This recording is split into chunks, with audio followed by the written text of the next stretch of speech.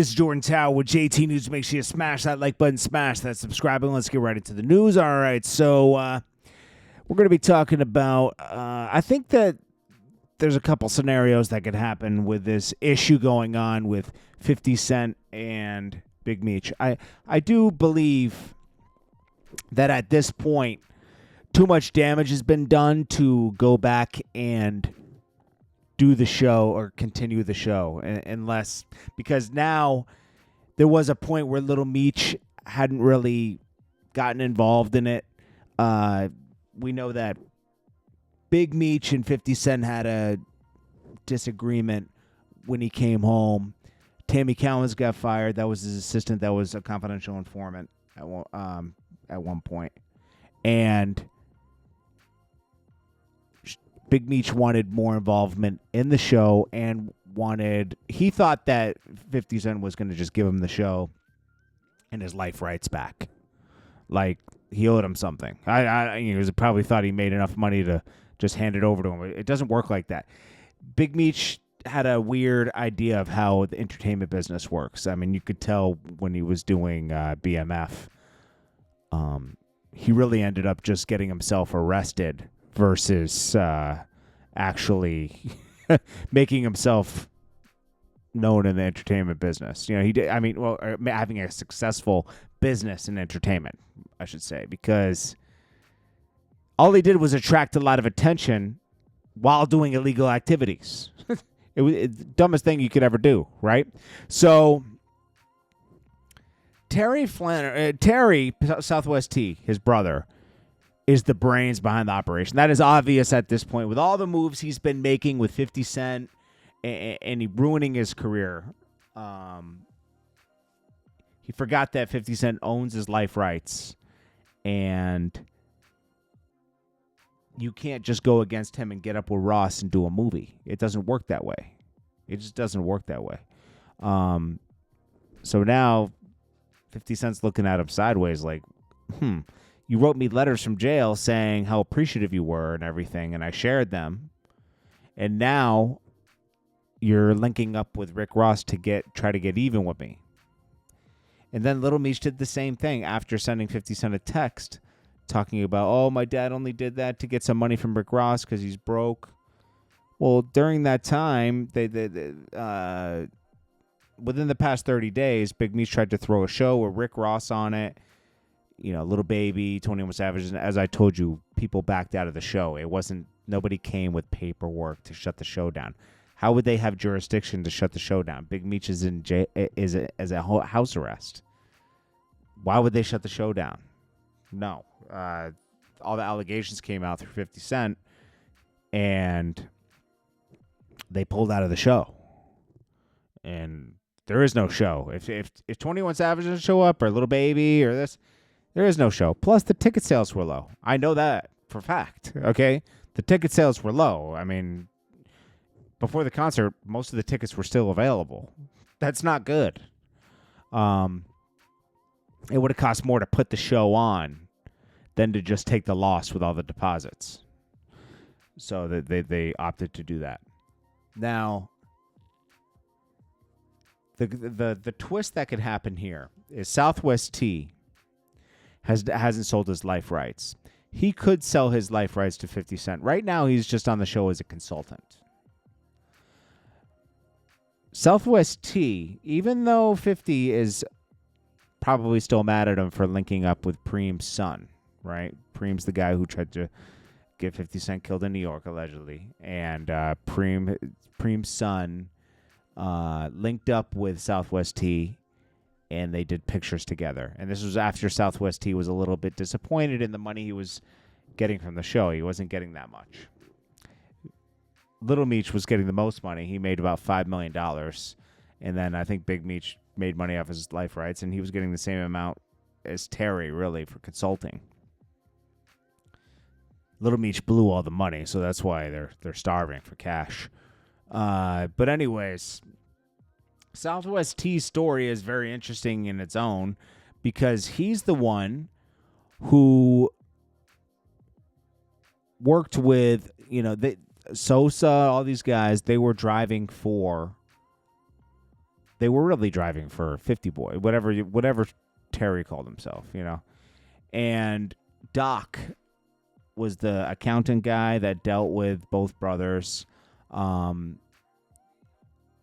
Southwest T was the one, dealing with the Connect mostly. The Connect would deliver the bulk of everything, and then Big Meech and him would have drivers that would go out, and people like to talk about the BMF thing because that's the branded thing that went out, because Big Meech really did put a lot of money behind branding BMF. He had millions of dollars at his disposal. But they had a big divide, these brothers. When Southwest T, Big Meech had a divide. It was when Big Meech came to Atlanta and set up shop, and he decided he wanted to be in entertainment. And he was getting really flashy with the car, like lots of cars, lots of people, more people in BMF, moving heavy, like to clubs, throwing money on the clubs. And then like getting into shootings and stuff like that, attracting a lot of negative attention to the whole family's operation. To a point where, an investigation escalated within Atlanta, and eventually wiretaps. It just like shootings and violence, and then snitches justified wiretaps on Terry. And eventually, that was a big thing that took down the family, too. Terry talked a lot on the phone. But Big Meech is really, like, his big dream was to exit the drug game and be in entertainment. He was pushing Blue Da Vinci, and essentially he pushed Jeezy, too, because he brought a lot more credibility to Jeezy. Jeezy was already doing his own stuff, but, like, doing your own stuff and then also being attached to BMF, who's moving heavyweight, makes you look like, oh, he's connected, And it gave him a lot more credibility around that time, where his raps connected with the lifestyle. BMF wanted to make a point around this time. They were really just trying to brand their record label, and they were putting up billboards, going to clubs, like I said, and everything. And Southwest T didn't like that, because he knew if you do this, you're still moving weight. It's not smart, because if the feds start looking into stuff, they're going to be able to see that people are moving drugs. There's something to tell on. If they start finding people connected to the operation, they can find snitches when they catch them with stuff, and they can start to peel apart the organization. Eventually, they got O-Dog and some other people. Then eventually, they got Doc. That was the nail in the coffin there. Doc was the bookkeeper. He kept books on everything, and he engaged him. I think he did some type of drug deal, but then he got. They tried to rob him in his house, and he ended up killing 2 people. And then they found a key in his house, and then he ended up just spilling the beans on everybody. There's a lot to these stories, so there's no way we can go through all that. But I'm just saying, like, Big Meech and Southwest T didn't get along when he started doing all the BMF stuff. And Southwest T would, like, short him on work. He would cut the work that he gave Big Meech. He really lost respect for his brother around that time, because his brother was, like, bringing so much heat on the family. And there's wiretaps where Terry's actually talking about, he got to go, whatever that means. I don't think it means take him out, but he got to just stop, And I don't think he wanted to take his brother out. And then eventually, there's just so much that went on between these 2 brothers. I don't think the allegations that are coming out now, and it's being exposed that Big Meech had a assistant for 20 years that was a confidential informant while he was in jail, and part of those that same confidential informant actually got Tanisha Welsh jammed up at one point. Tanisha Welsh was the Lala character that in the BMF series, and it was one of Terry's girlfriends, so to be dealing with somebody that actually got someone that Terry cares about almost jammed up and sent back to jail, because Tanisha Welsh did do some time for like money laundering or something with, drugs and money. And she came home, was getting her life back together, wanted to do a TV series, and was stopped by Tammy Cowan, who had the life rights of Big Meech. I'm sure Southwest T is very confused by Tammy Cowan having his life rights and not his own mother or his baby mother. Some stranger that, someone he knew through Blue Da Vinci. It was Blue Da Vinci's ex-girl. And Blue Da Vinci had put her with Meech when he got locked up to handle his day-to-day stuff. And then when you read through the paperwork, it's funny style. Like, it appears that Big Meech would talk to Cuffy and talk to Suarez. There's no way Tammy knew Cuffy or Suarez unless Big Meech put him in touch with her and then told, like, Suarez to get in touch with Cuffy through Tammy. I mean, that's like conspiracy. And anybody know, like, if you really think about it, Big Meech would have gotten more time for that, regardless of Tammy sleeping with a DEA agent or whatever. There would be repercussions for that. He wouldn't get any early release, a year or two, and nothing's shaved off, So I'm sure Terry's looking at his brother really funny style right now. You never post him, never said welcome home. And people are really obsessed with Big Meech because he showed what he was doing. That's another thing. He brought so much heat to himself through DVDs. It was like documenting for the feds. It was like, Smack, shout out to Smack. I would have done the same thing, but he's filming cars, Rolls Royces, going to the club, showing them with money, showing them with entertainers, jewelry, everything. How are you making this money? You don't have enough money, legitimate business to wash this amount of money for $600,000 cars, $1 million in jewelry, $1 million homes. It doesn't add up, and if it doesn't add up, the feds are going to be able to pick everything apart. So Meech brought the heat on the family. I'll be honest with you, like that, and then expanding so quickly and not keeping a tight-knit circle. You got people that will snitch. They haven't really been tested. And I think Southwest T has a story to tell. I don't know if 50 would do a deal with these brothers. It seems like they're both little Meech. I mean, Big Meech more than anybody is more of a snake, on paper. Well, not just on paper, but just in his actions.